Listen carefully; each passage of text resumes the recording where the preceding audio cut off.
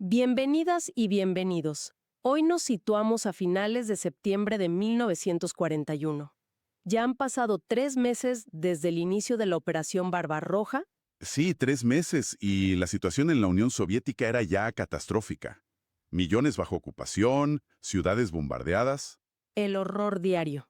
Hay una cita de Irina Joroshunova en Kiev que dice: "Vivimos en el horror". Es muy gráfica.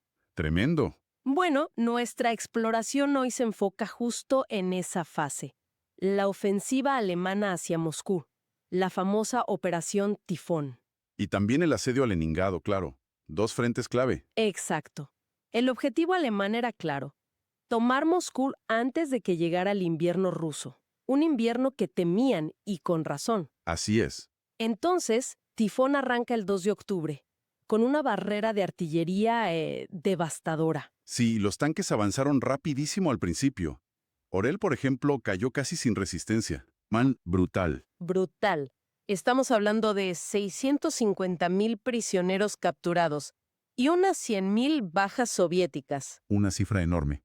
Tanto que en Berlín, se precipitaron un poco y anunciaron la victoria casi de inmediato. Prematuramente, claro. Sí, aunque es interesante ver que incluso a los propios mandos alemanes les sorprendió la magnitud de ese éxito inicial. ¿Ah, sí? Sí, pero casi enseguida empezaron los problemas. Fíjate que ya había críticas internas.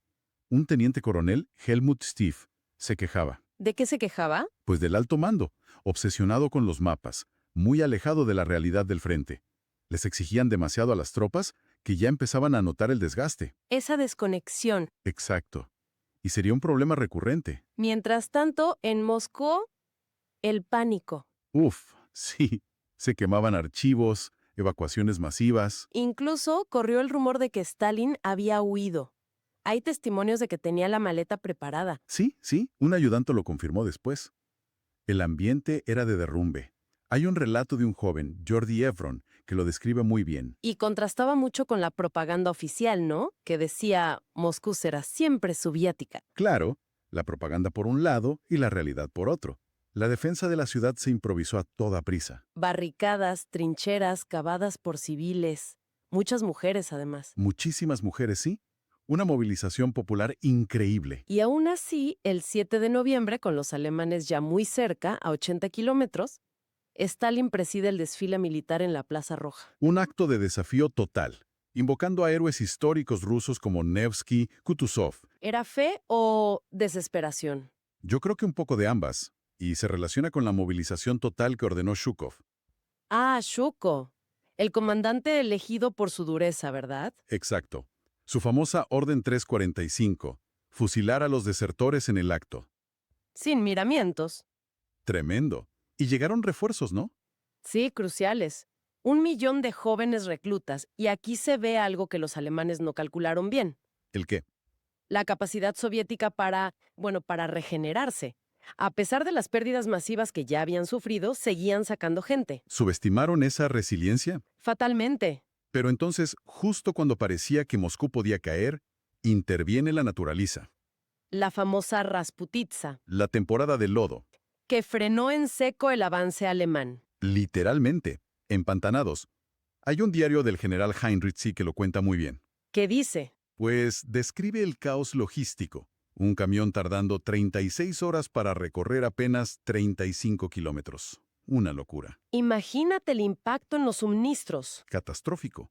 Y especialmente terrible para los prisioneros de guerra soviéticos. Más de 3 millones ya para entonces. Que ya eran tratados de forma inhumana. Exacto. Considerados infrahumanos, mal alimentados y ahora, con el barro portando suministros, la situación era desesperada. ¿Qué comían? Pues tierra, corteza de árbol. Joroshunova, la misma de la cita del principio, describe escenas cerca de Kiev. Las de los prisioneros. Sí, dice que eran infernales, del medioevo. Prisioneros hambrientos peleando por cualquier resto de comida. La mortalidad era altísima. ¿Cuánto? Unos 5,000 prisioneros morían cada día en octubre de 1941. Es difícil hasta de imaginar. ¡Qué barbaridad! Y mientras esto pasaba, camino a Moscú, en Leningrado, el asedio era... Una política deliberada de exterminio. Sí, por hambre. Una decisión calculada. Tenemos el diario de Liu Shaporina, una escenógrafa. Describe los bombardeos a hospitales, el hambre constante, Los cadáveres en las calles que ya nadie recogía. una pesadilla planificada. Fue una orden directa de Hitler, muy clara además, en su deshumanización. Dijo algo como, no somos sus niñeras. Usar el hambre como arma. Exacto, para quebrar la resistencia. Y las cifras son terribles. En noviembre, 11.000 muertos de hambre en Leningrado, Y en diciembre, 52.000. Y el total superaría el 1.000.000 de personas muertas solo de inanición en Leningrado. es inimaginable. Volviendo a Moscú, a mediados de noviembre, el barro se congela. Sí, y los alemanes hacen un último intento, un último empujón. Llegan muy cerca, ¿no?, a los suburbios. Hay una anécdota de un médico alemán, Heinrich Happe. Ah, sí, la de los boletos de tranvía. Eso, encontró boletos con Moscú escrito. Estaban a las puertas. A las puertas, pero no pudieron más. El avance se detuvo. ¿Por qué? Agotamiento. Agotamiento, falta de suministros, falta de ropa de invierno y la resistencia soviética que fue feroz. Se habla de soldados alemanes desmayándose, batallones negándose a avanzar. Sí. Y además, la desesperación llevó al saqueo de civiles. Hay un soldado, Billy Petarritsa, que lo escribe en su diario. ¿Qué dice? Algo así como que la guerra disculpaba el robo. Muestra una insensibilidad creciente, una erosión moral. Y la brutalidad alemana también aumentó, ¿no? Ante la frustración. Sí, mucho. Represalias contra partisanos, destrucción de pueblos enteros. Se notaba el miedo al fracaso. El pesimismo empezaba a calar entre ellos. Equipados para el invierno, mal posicionados, el ejército rojo los hizo retroceder. Cientos de kilómetros. En algunos sectores, sí.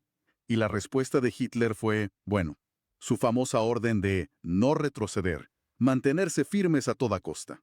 Las palabras de los soldados de ambos bandos reflejan ese límite.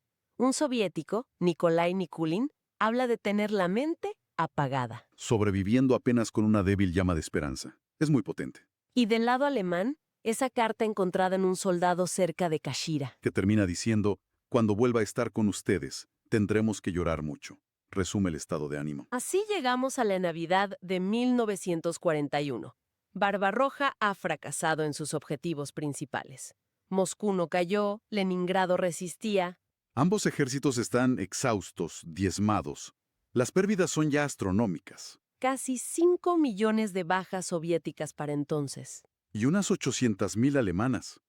Pero claro, la guerra estaba lejísimos de terminar. Apenas era el comienzo de una espiral de violencia aún mayor. Exacto.